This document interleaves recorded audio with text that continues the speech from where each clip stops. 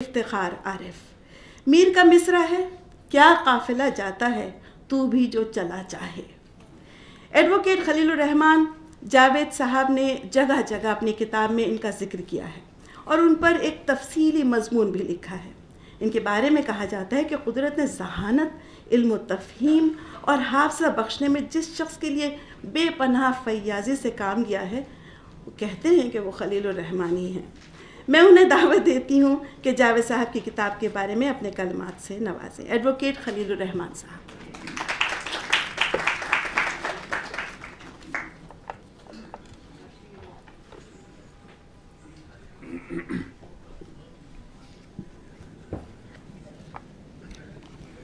صدر محفل فضیلت مآب معظم احمد خان صاحب، ہائی کمشنر برائے پاکستان، محبی و مربی ڈاکٹر جاوید شیخ صاحب، اکابرین علم، خواتین و حضرات، میں بے حد ممنون ہوں کہ اس پروقار محفل میں مجھے شریک و شامل ہونے کا موقع دیا گیا ہے۔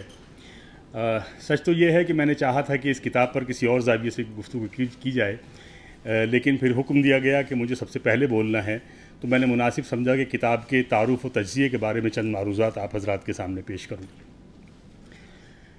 آج شام رونما ہونے والی اس کتاب میں ان ہم نشینوں کے ذکر دل پذیر ہیں جو ڈاکٹر جاوید شیخ اس کے مصنف کے ہم نشیں تو کچھ عرصہ ہی رہے، لیکن دل نشیں ہمیشہ کے لیے ہو گئے، اور اب ان کے تذکروں سے ان کی جائے دل نشینی مصنف کے دل سے ہم سب لوگوں کے دلوں میں قائم ہو گئی ہے۔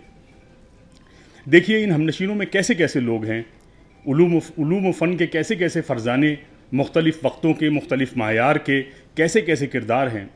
ایک ایک کی شخصیت انسانی زندگی کا جداگانہ پہلو ہے، ایک عہد کی نشانی ہے۔ یہ معاشرے اور تمدن کے مختلف نمائندے ہیں، مادیت سے لے کے روحانیت تک کے پروردہ ہیں۔ عالم، فنکار، شاعر، ادیب، صاحب منصب و ثروت، صوفی، کمزور اور اسرت زدہ، کھلاڑی اور موسیقار، گمنام اور شہرت یافتہ، ہر ایک کا ذکر صدق دل سے یوں کیا گیا ہے گویا مصنف کے سریر خامہ سے حافظ شیرازی کے شعر کی قرأت جاری ہے۔ اے غائب از نظر کہ شدی ہم نشین دل، می گویمت ایاں و ثنا می فرستمت۔ معاشرے کا کون سا رنگ ہے جس کا ایک نمائندہ ان ہم نشینوں میں شامل نہیں ہیں؟ استاد کالے خاں کی بیوہ نور بانو ضلع قصور کی ایک گلی میں نہایت اسرت اور تنگ دستی سے زندگی گزارتی ہوئی، سراپا صبر و استقامت، مجسم شرافت و قناعت، جس کے بطن سے اولاد تو نہیں ہوئی لیکن جس کے دل سے، آنکھوں سے محبت اور ممتا کے سوتے پھوٹتے تھے، جس نے کھوئے کھوئے سے رہنے والے ایک حساس بچے کو سینے سے لگا کر کیا بھینچا کہ اس کے وجود میں ایک محبت کا سمندر ٹھاٹے مارنے لگا جس کی لہریں آج تک رواں ہیں۔ ان ہم نشینوں میں کلاسیکی گلوکارہ روشن آرا بیگم ہیں، جن کی وہ پکارتی صدا ہی تھی، وہ دلربا آلاپ تھا جو ایک خاموش طبع سنجیدہ طالب علم کو لاہور کی ایک حویلی میں اس نیمہ دروازے تک لے گیا جہاں سے سر اور راگ کا وہ ساگر بہہ رہا تھا، جس نے نوجوان طالب علم کو نغمہ و سرود کے ایسے بھنور میں ڈبو دیا جس سے وہ آج تک نہ ابھرا۔ ان میں آغا پویا جیسا مرد غیب صفت انسان ہے جو سفر کے ایک پڑاؤ میں خضر صورت ملا، پھر جس نے ناقابل یقین اور ناقابل فہم حالات میں غوث پاک شیخ عبدالقادر جیلانی رحمۃ اللہ علیہ کی درگاہ عالیہ اور ان کے روضے تک ان کی باریابی کرا دی، جس نے وجود کو معطر اور قلب کو مسحور کر دیا اور مصنف کو اس روحانی مرحلے سے گزار دیا جو قسمت والوں کو زندگی میں ایک بار ملتا ہے۔ اس نیک سیرت انسان نے نجف کی زیارتوں سے ایمان تازہ کر دیا، کربلا کے اس حصے تک لے جا کر دل کو گداز اور آنکھوں کو پرآب کر دیا جس زمین پر شانہ سوار رسول جگر گوشہ بطول نے خون شہادت سے حق و صداقت کی مہر ثبت کی تھی۔ ان ہم نشینوں میں باکمال نثر نگار، بے نظیر مزاح نگار مشتاق احمد یوسفی بھی ہیں، معتبر و معروف شاعر افتخار عارف بھی ہیں، اداکاری کے کامل فنکار دلیپ کمار بھی ہیں، ہم سب کی سرمایہ افتخار دردانہ انصاری بھی ہیں، جنہیں برطانوی حکومت نے منصب و اعزاز سے نوازا ہے، جس سے ایشیائی مقیموں کا خصوصاً پاکستانی خواتین کا سر فخر سے بلند ہو گیا ہے۔ منفرد رنگ کی ہر دل عزیز شاعرہ زہرا نگاہ، دلی کی تہذیب کا وہ آخری چراغ گلزار دہلوی جسے چند دن پہلے اجل کی پھونک نے بجھا دیا ہے۔ ان میں کرکٹ کے کھیل کا وہ قطبی ستارہ آصف اقبال بھی ہے جس نے اس کھیل کو ایک نئی سمت دکھائی ہے اور اس کی مقبولیت کے میدان کو وسیع ترین حدود تک پہنچا دیا ہے۔ موسیقار اعظم نوشاد، شہنائی کے شہنشاہ استاد بسم اللہ خان، عہد ساز مورخ اور محقق جمیل جالبی وغیرہ سب اس بزم میں مسند آرا ہیں، اور مجھ سا بے وقت خاکسار بھی، جس کا فی الجملہ یہی اعزاز کافی ہے کہ وہ اس بزم میں موجود ہے۔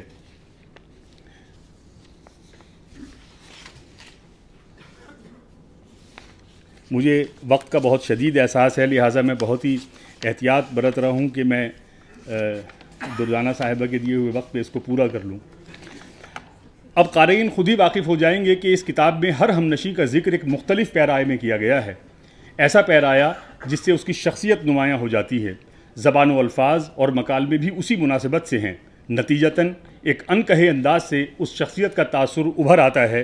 اس کامیاب اسلوب تحریر کا بڑا سبب یہی ہے کہ ان کرداروں کا حال و مقام اس ذہنی حالت میں قلم بند کیا گیا ہے جبکہ راقم اس ہمنشی کی شخصیت کے سحر میں تھا، اور یہ سحر وقتی نہیں بلکہ دائمی محسوس ہوتا ہے۔ اب ان تحریروں کے فنی پہلو پر نظر ڈالیے۔ ان تحریروں کو کیا کہا جائے، کس صنف میں رکھا جائے؟ کیا یہ خاکے ہیں، ملفوظات ہیں، سیرت و تذکرہ ہیں، تنقید و تعارف ہیں؟ یہ سب اصناف اپنے لطیف شان امتیاز کے ساتھ منفرد ہوتی ہیں، ہر ایک کا اسلوب اور تحریر کے تقاضے جدا ہوتے ہیں۔ میری رائے میں یہ تحریریں انشائیے کی صنف میں پورے اترتے ہیں، گو کہ مصنف نے انہیں انشائیے نہیں کہا ہے۔ ان تحریروں میں انشائیے کی صنفی تاریخ اور تقاضۂ تحریر دونوں حیرت انگیز طور سے درائے ہیں۔ انشائیہ کیا ہوتا ہے اور یہ صنف تحریر کیسے پیدا ہوئی، میں اپنی رائے کی دلیل کے طور پہ پیش کرنا چاہتا ہوں۔ 16ویں صدی میں مشہور فرانسیسی مفکر اور ادیب مائیکل ایکوین دے مونٹین نے ایک نئی صنف ایجاد کی جو نثر کی تھی۔ اس نے اپنی اخیر عمر میں اپنی یادداشت کو آزمانے کے لیے آتش دان کے سامنے بیٹھ کر اپنی زندگی میں پیش آنے والے واقعات اور لوگوں سے ملاقات کو یاد کرنے کی کوشش کی اور اپنے تاثرات کے ساتھ انہیں لکھنا شروع کیا۔ مونتین نے ان تحریروں کو 1571 میں اسائی کے عنوان سے شائع کیا۔ فرانسیسی زبان میں لفظ اسائی کے معنی کوشش ہے، گویا یہ تحریریں مونتین کی اپنے حافظے کو آزمانے کی کوشش تھی۔ ادھر صلیبی جنگوں کے بعد سے فرانسیسیوں اور عربوں کا ربط و تعلق قائم ہو گیا تھا۔ عربی زبان کی طرح فرانسیسی میں بھی کرخت آوازوں والے الفاظ نہیں ہوتے، لہٰذا فرانسیسی زبان نے عربی سے خوب استفادہ کیا۔ عربی کے کلاسیکی فلسفہ و ادب کے بہت سے تراجم سب سے پہلے فرانسیسی زبان میں شائع ہوئے۔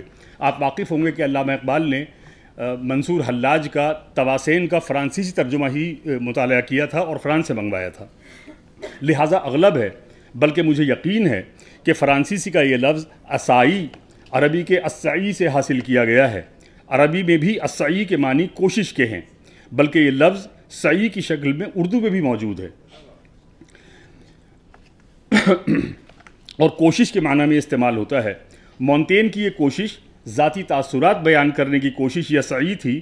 اس سے پہلے کسی بھی زبان میں، کسی بھی تخلیقی ادب میں اس صنف کا نام و نشان نہیں تھا۔ یہ تحریریں بہت مقبول ہوئیں۔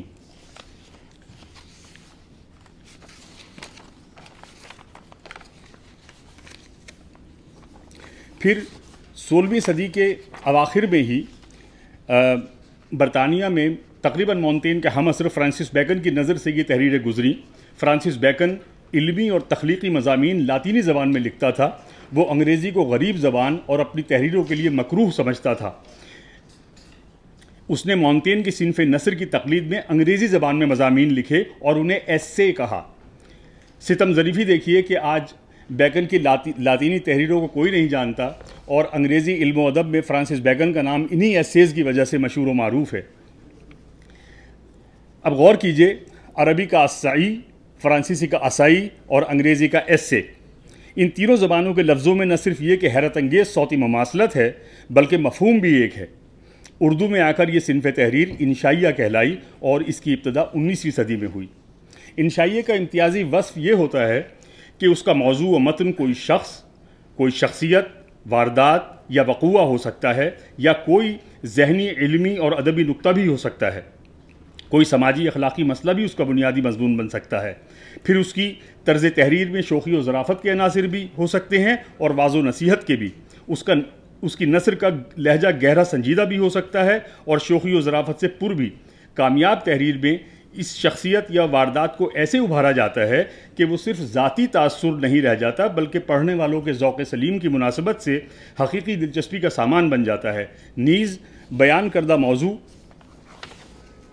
یا شخصیت یا واردات زندگی کا ایک آفاقی پہلو بن کر سامنے آتا ہے۔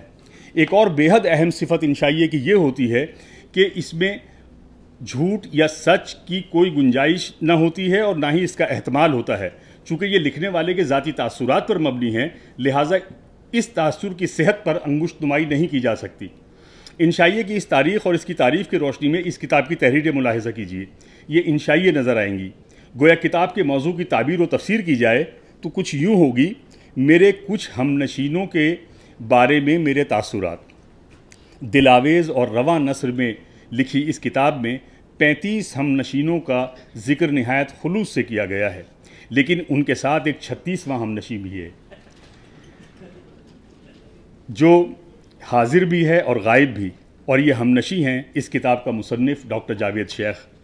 سوچئے اس ہم نشی کا ان حضرات و شخصیات سے ملنے کا وہ کون سا جذبہ یا مقصد تھا جس نے مصنف کو تلاش و جستجو کرنے والا مسافر بنا دیا۔ میرے ذہن میں اس کا وہی جواب آتا ہے جو 800 سال پہلے مولانا رومی نے اپنے ایک شعر میں بیان کیا تھا: دی شیخ با چراغ ہمی گشت گرد شہر، کز دیو و دد ملومم انسان آرزوست۔